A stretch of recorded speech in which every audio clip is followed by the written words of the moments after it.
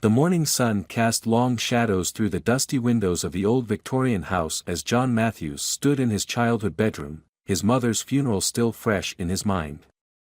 The air felt thick with memories and unspoken words. Running his weathered hands along the faded wallpaper, he traced the familiar patterns that had witnessed his growing years.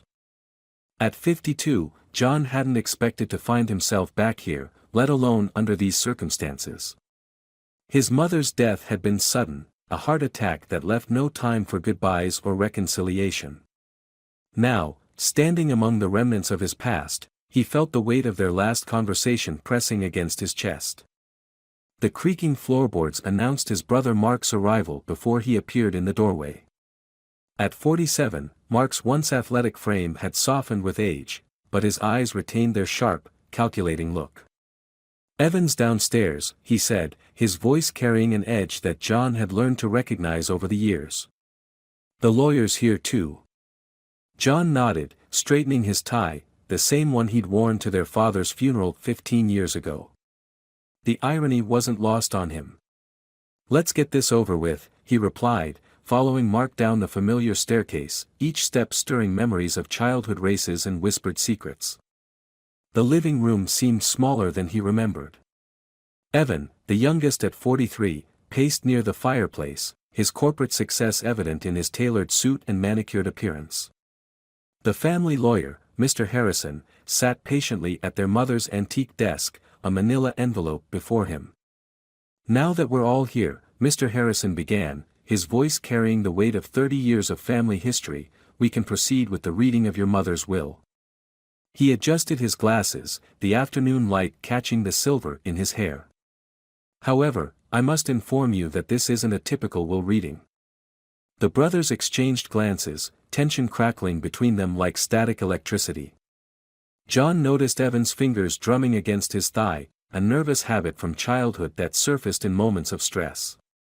"Your mother, Eleanor Matthews," Mr. Harrison continued, "has left specific instructions regarding the distribution of her estate, particularly this house." He paused, allowing his words to settle in the room. "The house, valued at $1.2 million, will be awarded to only one of you." Mark's sharp intake of breath broke the silence. "What do you mean, awarded?" he demanded, stepping forward. "Mother always said she'd divide everything equally." Mr. Harrison raised a placating hand. "There's more. The recipient will be determined by a condition set forth by your mother. She calls it finding the key to our family's truth." The words hung in the air like smoke, heavy and suffocating. John felt his pulse quicken as childhood memories began to surface, whispered phone calls, his mother's tears hastily wiped away, unexplained absences. "This is ridiculous," Evan snapped, his corporate composure cracking. "We're not children. This house should be sold and split equally."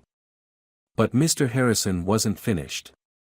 From the envelope, he withdrew a sealed letter addressed to the brothers in their mother's elegant handwriting. "Your mother left this for you, along with a key." He placed a small brass key on the desk, old and ornate, unlike any they'd seen in the house before. "The letter contains your first clue," Mr. Harrison explained. "You have 30 days to solve this puzzle, for lack of a better word. If no one succeeds, the house will be sold and the proceeds donated to charity." John picked up the letter, the paper rough against his fingers. As he broke the seal, a photograph slipped out, landing face down on the carpet. When he reached for it, Mark's hand shot out, snatching it first. The color drained from Mark's face as he stared at the image. "This can't be right," he whispered, his voice trembling. "This man.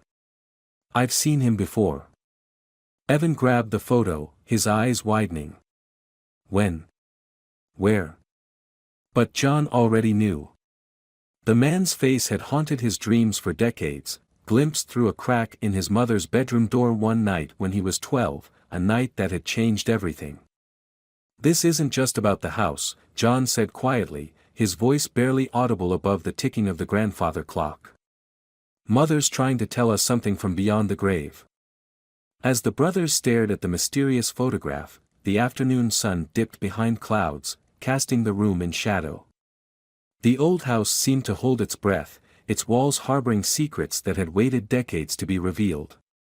A distant door slammed somewhere upstairs, making them all jump. In that moment, John realized their mother's final gift wasn't the house at all, it was the truth she protected them from their entire lives. And now, ready or not, that truth was about to emerge from the shadows, threatening to shatter everything they thought they knew about their family. The brass key gleamed on the desk, a silent witness to the storm that was about to break over the Matthews family, as the brothers faced the first of many decisions: compete against each other, or work together to uncover a truth that their mother had taken to her grave. The brass key taunted Mark as he sat alone in his mother's study that evening, his mind racing through decades of memories. The leather chair still held the indent of her small frame, and her reading glasses lay folded on the desk as if she'd just stepped away.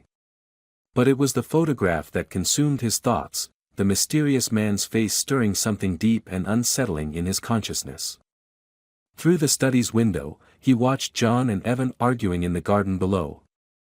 Their heated gestures cast elongated shadows across Eleanor's prized rose bushes. Mark's fingers traced the worn edges of the photograph, studying the man's features: strong jaw, penetrating eyes, and a smile that didn't quite reach those eyes. The photo had been taken in this very garden, perhaps 20 years ago, their mother looking younger, happier, yet somehow guarded. "I know I've seen him," Mark muttered, closing his eyes. The memory danced just beyond his reach: a rainy night, raised voices, his mother's muffled sobs through the wall. He'd been 15, maybe 16. A gentle knock interrupted his thoughts. Sarah, John's wife of 25 years, stood in the doorway. Her presence had always brought a sense of calm to family storms. "The boys are still at it," she said softly, entering with 2 cups of coffee. "I thought you might need this." Mark accepted the coffee gratefully, noting how Sarah's eyes lingered on the photograph. "Did Eleanor ever mention him to you?" he asked. Sarah settled into the window seat, her expression thoughtful. "Not directly. But there were moments." She paused, choosing her words carefully. "Sometimes, when she'd had a glass of wine, she'd start to say something about making the hard choice. About protecting what matters most. I always sensed there was more she wanted to tell me." The door creaked open again, and Lisa, Evan's teenage daughter, slipped in. At 17, she was the spitting image of Eleanor at that age. "Dad's being weird," she announced, perching on the desk. "He's going through Grandma's old papers like a man possessed." Mark studied his niece's face, seeing echoes of the family secrets written there. "What do you remember about Grandma's special friend?" he asked carefully. Lisa's brow furrowed. "You mean Mr. Cameron? The one who used to bring her books?" Mark and Sarah exchanged sharp glances. "Cameron?" Mark leaned forward. "When was this?" "Last year, maybe. He'd come by when Dad and I visited. Grandma always made me promise not to mention him." Lisa shrugged. "I thought it was sweet, like a secret romance or something." Mark's coffee cup clattered against its saucer. Cameron. The name unleashed a flood of memories: a leather jacket, motorcycle boots, the smell of cigarette smoke and cologne. A shadow in the doorway, his mother's voice trembling: "Please, James, the boys are sleeping." "Lisa," Mark's voice was urgent now, "did you ever hear his first name?" "James, I think. Or Jim." He stopped coming around suddenly. Grandma seemed sad after that, but also relieved. It was weird. Sarah moved to the desk, her nurse's instincts picking up on Mark's growing agitation. "Mark? What is it?" But Mark was already on his feet, pulling open desk drawers. "There was a letter, I remember now. I found it when I was 17, hidden in Mom's jewelry box. It was signed J.C., I thought." He stopped, pain crossing his face. "I thought it was from Dad. From John Cameron Matthews Sr. I never imagined." What did the letter say? Sarah pressed gently. It was an apology. Something about choosing the wrong path, about regret. Mark's hands trembled as he searched. Mom caught me with it. She was terrified. Made me swear never to tell anyone, especially my brothers. Said it would destroy our family if the truth came out. Lisa's eyes widened. Is that why she left the weird will? To finally tell everyone the truth? The sound of breaking glass from downstairs made them all jump. Evan's voice carried up the stairs. John, you need to see this. Mark rushed to the door, then paused, looking back at Sarah and Lisa. Don't say anything about Cameron. Not yet. We need to understand what's happening here first. Sarah nodded, but her expression was troubled. Be careful, Mark. Some truths are buried for a reason. As Mark descended the stairs, his mother's words from long ago echoed in his mind. Sometimes love means protecting people from the truth. He'd been too young to understand then. Now, watching his brothers' faces as he entered the living room, seeing the shock and confusion there, he wondered if any of them were truly ready for what they were about to discover. Evan stood by the fireplace, holding what appeared to be an old leather journal. John sat heavily in their father's armchair, his face ashen. The brass key lay between them on the coffee table, catching the last rays of sunlight streaming through the window. Where did you find that? Mark asked, his throat dry. Hidden compartment in the fireplace, Evan replied, his voice unsteady. The key wasn't for a door, Mark. It was for this. John looked up, his eyes haunted. You better sit down, brother.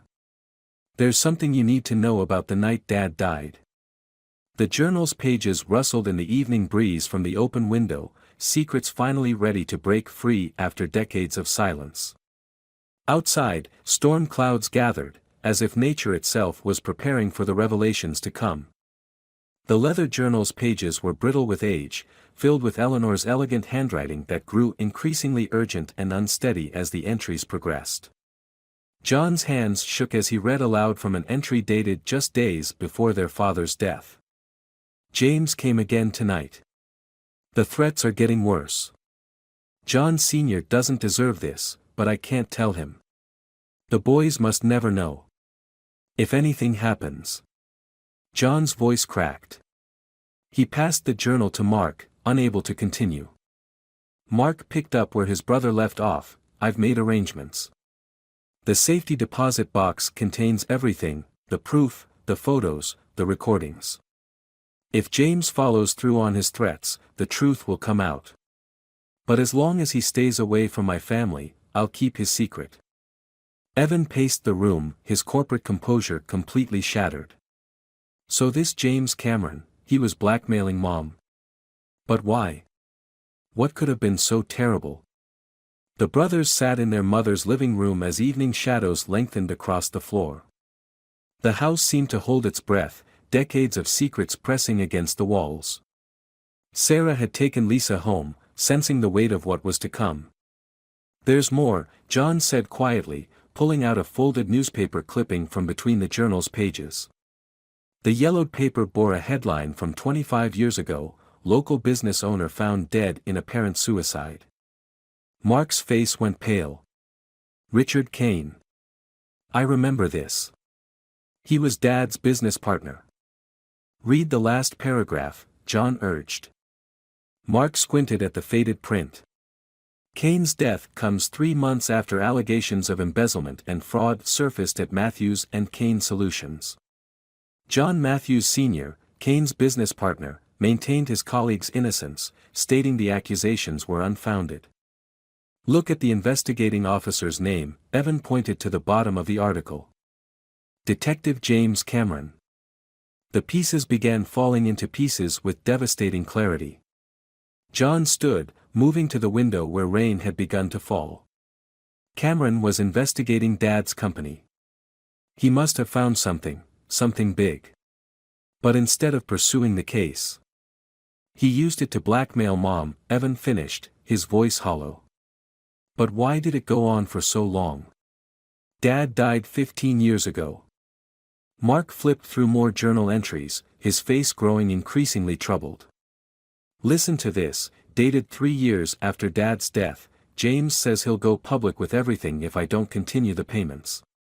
The boys' inheritance, their reputations, everything their father worked for would be destroyed. They've already lost so much. I can't let them lose this too. She protected us, John whispered. All these years, she carried this alone. The sound of a car door slamming outside made them all jump. Through the rain-streaked window, they saw a police cruiser pulling into the driveway. I called in a favor, Evan said quietly.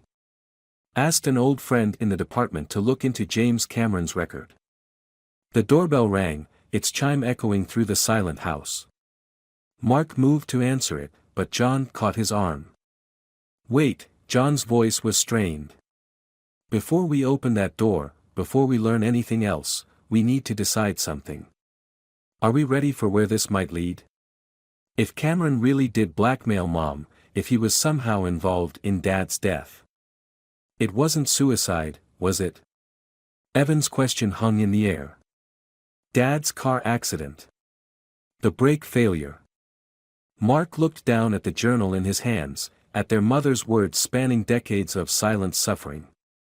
Mom's last gift wasn't just the truth, he said slowly. It was a choice. She's asking us to decide, justice or protection. The same choice she faced. The doorbell rang again, more insistent this time. Through the window, they could see a figure in uniform waiting patiently in the rain, holding a thick folder. We're not Mom, John said firmly. We don't have to carry this alone. Evan picked up the brass key from the coffee table, turning it over in his hands. No more secrets, he agreed. Whatever we find out, we face it together. Mark nodded, moving toward the door. The journal's pages rustled one last time as he set it down, their mother's final entry catching the lamplight. My dearest boys, forgive me for the burden I'm placing on you. But you're stronger together than apart. Trust in that strength. Trust in each other. The door opened, bringing with it the sound of rain and the weight of truth too long buried. The Matthews brothers stood united, ready to face whatever lay in that folder, and beyond. Behind them, Eleanor's photograph watched from the mantel, her smile holding one last secret. Sometimes the greatest act of love is knowing when to let the truth finally break free. The manila folder lay open on Eleanor's antique coffee table, its contents scattered like fallen leaves across the polished surface. Detective Sarah Chin watched the Matthews brothers as they absorbed the devastating truth about their father's death. The investigation was buried, she explained gently, her voice steady despite the weight of the revelations. James Cameron made sure of that. But he couldn't erase everything. John picked up the forensics report with trembling hands. The technical language couldn't mask the horrible truth, the brake lines in their father's car hadn't failed by accident. They'd been deliberately cut. The night before the accident, Mark said, his voice hollow, I heard Mom begging someone on the phone. You promised, she kept saying. You promised if I paid, you'd leave them alone. Evan sat with his head in his hands, his shoulders shaking. The brother who'd always maintained perfect control was finally breaking. She knew, he whispered. She knew who killed Dad, and she kept paying him to protect us. Detective Chin pulled another document from the folder. Your mother was building a case, slowly, carefully. She kept meticulous records of every interaction with Cameron, every payment, every threat. But she needed absolute proof before she could move against him. The safety deposit box, John said suddenly. She mentioned it in her journal. Detective, we need to access that box. Already done, Chen replied, sliding a USB drive across the table. Your mother gave me permission to access it 3 months ago. She knew she was running out of time. Mark's head snapped up. What do you mean, running out of time? Mom died of a heart attack. The silence that followed was deafening. Detective Chen's expression softened with compassion. The toxicology report came back yesterday. Your mother's heart attack wasn't natural. She was poisoned. The revelation hit the brothers like a physical blow. John staggered to the window, pressing his forehead against the cool glass. The rain had stopped, leaving the world outside gleaming and raw. 3 months ago, Chen continued, your mother came to me. She discovered Cameron was selling police information to a drug cartel. She had evidence that could finally bring him down. But she was afraid. Afraid he'd come after us, Evan finished, his voice breaking. She made me promise to wait until after her death to move on Cameron, Chen said. She knew he'd get desperate once she stopped paying. She wanted to make sure you were protected first. Mark picked up their mother's journal, his fingers tracing her familiar handwriting. The will, the key, this whole treasure hunt, it wasn't just about telling us the truth. She was making sure we'd be together when we found out. She knew we'd need each other. But why didn't she tell us years ago? Evan demanded, anger and grief warring in his voice. We could have helped her. Protected her. John turned from the window, his face wet with tears. Because that's not what mothers do, he said softly. They shield their children, even when it breaks their hearts. Detective Chen stood, straightening her jacket. I have a team ready to move on Cameron tonight. But I wanted you to know the truth first. Your mother was one of the bravest people I've ever met. She sacrificed everything to protect her family. What do you need from us? Mark asked, standing as well. Nothing. Your mother left us everything we need to bring him to justice. Her last gift to you wasn't this house or even the truth, it was freedom from Cameron's shadow. The brothers exchanged glances, years of misunderstandings and unspoken words falling away. In their mother's final act of love, she had given them back to each other. Detective, John called as Chen reached the door. When you arrest him, tell Cameron the Matthews boys say hello. As the door closed behind her, the brothers sat in silence, surrounded by the evidence of their mother's long, lonely battle. Outside, police cars began to gather, their lights painting the wet streets in flashes of blue and red. The house, Evan said suddenly. I know what we should do with it. Mark and John looked at him questioningly. Mom protected others besides us. There must be more families out there, living in fear like she did. What if we turned this place into a shelter? A safe house for people who need protection while they build their case against abusers? John smiled through his tears. Eleanor's haven, he said softly. A place where secrets can finally be spoken. Mark opened the journal to its last page, where their mother's final words waited. Remember, my darling boys, the truth doesn't break us. It sets us free. The lights of distant police cars faded into the night, leaving the Matthews house in a profound silence. In Eleanor's study, John sat at her desk, holding a newly discovered letter that had slipped from between the journal's pages. His brothers flanked him, their shoulders touching, a physical reminder of their reconnected bonds. My dearest sons, John read, his voice thick with emotion, if you're reading this, then you've discovered not just the truth about James Cameron, but something far more important, the strength that comes from standing together. Mark squeezed his brother's shoulder as John continued, for 30 years, I lived with the weight of silence. Each morning, I would wake up and choose to carry that burden again, to protect you from the darkness that threatened our family. But now I realize that in trying to shield you, I may have underestimated your greatest power, your love for each other. Evan moved to the window, watching the last police car disappear around the corner. Cameron's probably in custody by now, he said softly. After all these years. Listen to this, John's voice drew them back. The house holds one final secret, one I've saved for when you were ready. Behind the painting in my bedroom, you'll find a safe. The combination is your birth dates, in order of your arrivals into my life. What's inside isn't evidence of crimes or painful truths. It's something far more precious. The brothers moved as one, climbing the familiar stairs to their mother's bedroom. The painting, a serene landscape of the lake where they'd spent childhood summers, came away easily, revealing the safe's weathered door. Mark's fingers trembled as he input the numbers, 070369-112574-033179. The mechanism clicked, and the door swung open. Inside lay a stack of notebooks, dozens of them, their pages filled with Eleanor's distinctive handwriting. On top sat a note, "My real diary, not the pain and secrets, but the joy and love.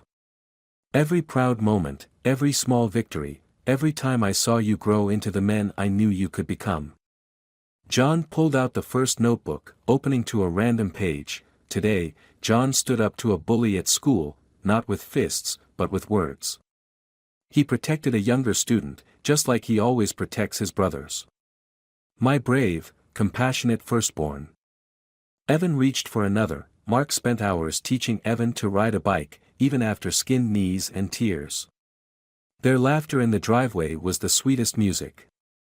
"These moments remind me why every sacrifice is worth it." Mark found an entry about himself, caught Mark reading stories to his brothers late at night, doing all the silly voices like their father used to. "In moments like these, I see John Sr.'s best qualities living on in our boys." The brothers sank to the floor, surrounded by volumes of their mother's love, each page a testament to the life she'd fought so hard to preserve. Tears flowed freely now, but they were different from the tears of grief and anger that had come before. "She saw everything," Evan whispered. "All the good moments, even in the darkest times." "That's what mothers do," a gentle voice said from the doorway. Sarah stood there, holding a tray with 3 cups of tea. "They hold on to hope, even when it feels impossible." John looked up at his wife, seeing Eleanor's strength reflected in her eyes. "The shelter," he said suddenly. "Eleanor's haven. These journals need to be there too. Not the specific stories, but the message," Mark finished. "That love persists. That family can be a source of strength, not just pain. And that secrets don't have to define us," Evan added, reaching for one of the cups Sarah offered. Mom chose to remember the light, even in the darkness. They sat together in their mother's room, reading fragments of joy and ordinary magic that Eleanor had preserved. Outside, the night sky began to lighten, promising a new day. In the garden below, Eleanor's roses swayed gently in the pre-dawn breeze, survivors, like their tender, weathering storms yet still blooming, still reaching for the light. The first rays of sunrise caught the brass key, still sitting on the desk downstairs. It had unlocked far more than just a hidden journal. It had opened the way to healing, to truth, and to a love that had never truly been lost, only waiting to be rediscovered. The transformation of Eleanor's haven from a family home into a sanctuary took shape over the following weeks, each room slowly revealing its new purpose. In the sunlit living room that had witnessed their mother's silent battles, John watched as volunteers installed security cameras and reinforced locks, subtle protections that wouldn't diminish the warmth of the space. "The first family arrives tomorrow," Sarah said softly, joining him at the window. Her nursing background had proved invaluable in setting up protocols for the shelter. "A mother and 2 children. They remind me so much of Mom," John finished, his voice catching. "The way she carried it all, trying to keep everything normal for us." In the garden, Mark supervised the installation of motion sensor lights, his contractor's expertise finding new purpose. The roses their mother had tended now lined a securely fenced pathway, beauty and safety intertwined. Each bloom seemed to whisper Eleanor's enduring message: life persists, even in shadows. Evan had taken a leave of absence from his corporate job, channeling his business acumen into establishing the shelter's legal framework. Today, he sat at their mother's desk, surrounded by grant applications and donor letters. The polished executive demeanor had softened, replaced by something deeper, more authentic. "Found something," he called out, holding up a weathered envelope. Inside was a photograph they'd never seen before, Eleanor in her garden, laughing with a group of women. On the back, she'd written, "My Tuesday tea circle, my secret strength." Sarah studied the image. "I remember those gatherings. I always thought they were just a social club." "They were more than that," Detective Chin said from the doorway. She'd become a frequent visitor during the shelter's development. Those women, some were victims of domestic violence, others were building cases against corrupt officials. "Your mother created a safe space for them, long before this became official." The revelation settled over the room like gentle rain. Of course their mother had been helping others even then, turning her pain into purpose. Mark entered, wiping garden soil from his hands. "The contractors found something buried near the rose bushes," he said quietly. "A time capsule." They gathered around the kitchen table, their mother's favorite place for family discussions, as Mark carefully opened the rusted metal box. Inside lay a collection of seemingly ordinary items, a child's drawing, a dried rose, a small notebook. "My treasure box," John read from the notebook's first page. "Not of sorrows, but of hopes." Each item represents someone who found their way to freedom. Their stories live here, safe and honored. The drawing showed a house with a bright yellow door, like Eleanor's, and stick figures holding hands. A child's scrawl at the bottom read, "Thank you for helping my mommy smile again." Sarah touched the dried rose gently. She wasn't just surviving, she whispered. She was building a network, creating ripples of hope. "And now we're expanding those ripples," Evan added, his voice strong with purpose. "Every person who finds safety here continues her legacy." The doorbell chimed, their first volunteer orientation was about to begin. As John moved to answer it, he caught a glimpse of his mother's reflection in the hallway mirror, or perhaps it was just a trick of the light. But her message echoed clearly in his heart: sometimes the greatest healing comes from helping others heal. The volunteers who filed and represented a cross-section of their community: social workers, teachers, retired police officers, survivors themselves. Each brought unique skills, but they shared a common purpose: to transform pain into protection, fear into freedom. As the sun set on Eleanor's haven, casting long shadows across newly reinforced windows, the house seemed to exhale decades of held secrets. In their place breathed new hope, carried on the whispered promises of those who would continue Eleanor's work of quiet revolution, one saved life at a time. "Mom would have loved this," Mark said softly, watching the volunteers share their stories and ideas. "Seeing her private battles become public healing." "She does love it," Sarah corrected gently. "Look around, she's here in every act of kindness, every moment of courage, every life that will be transformed within these walls." The brass key that had started their journey now hung by the front door, a reminder that sometimes unlocking the truth sets not just one person free, but creates a cascade of liberation that touches countless lives. Eleanor's legacy lived on, not just in her son's newfound unity, but in every person who would walk through that door seeking shelter, finding not just safety, but a chance to rewrite their own story, just as she had always wanted.